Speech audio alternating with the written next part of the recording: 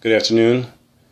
This week we'll be discussing capital budgeting, and during this lecture we'll look at the characteristics of capital budget, in particular what sets it aside from an operating budget, and we'll look in more detail in terms of how governments use their debt financing structure to pay for these capital projects, whether that be schools, road construction, large infrastructure. And that leads into the article that is assigned for this evening or for this week.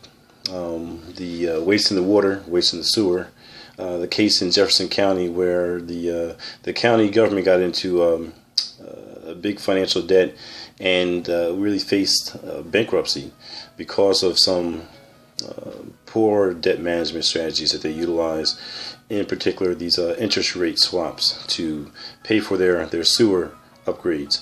And then that leads also into next week's discussion where we continue on the examination of capital budgeting, but we look at long-term financing in a little bit more detail, and in particular we begin to look at the issuance of capital appreciation bonds as opposed to simply issuing current interest bonds, which are the bonds that we're more familiar with when government issues debt.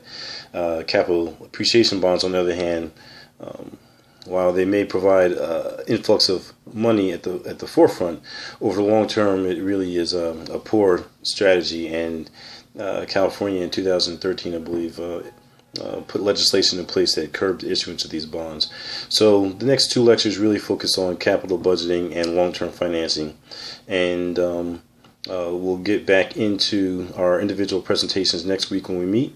But if you have any questions in the interim, please feel free to contact me, and either by email or I'll be in my office next week during my normal office hours. All right, thanks.